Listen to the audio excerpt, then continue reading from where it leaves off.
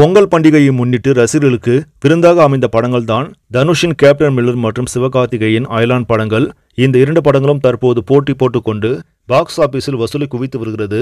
தற்போது இந்த படங்கள் வெளியாகி 3 நாட்கள் முடிந்திருக்கும் நிலையில் அயலான் திரைப்படம் 32 கோடி வரையிலும் கேப்டன் மில்லர் திரைப்படம் கிட்டத்தட்ட 42 கோடி வரையிலும் வசூலித்து பாக்ஸ் ஆபீஸில் சாதனை படைத்திருக்கிறது.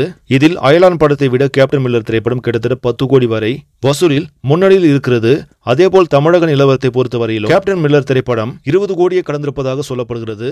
அதேவேளையில் அயலான் திரைப்படம் தமிழகத்தில் மட்டுமே 3 நாட்கள் முடிவில் கிட்டத்தட்ட 18 கோடி வரை வசூலித்திருப்பதாக பாக்ஸ் ஆபீஸ் வட்டாரங்கள் தெரிவிக்கின்றன. இந்த இரண்டு திரைப்படங்களும் தமிழகம் மற்றும் உலக அளவில் பாக்ஸ் ஆபீஸில் போட்டி போட்டுக்கொண்டு வசூலை குவித்து வருகிறது. ஆனால் தற்போதைய நிலவரப்படி பொங்கல் பண்டிகைக்கு வெளியான அனைத்து படங்களையும் தாண்டி கேப்டன் மில்லர் திரைப்படம் தான் முதலிடத்தை பிடித்திருப்பதும் நாம் கவனிக்க வேண்டிய ஒன்றாகும்.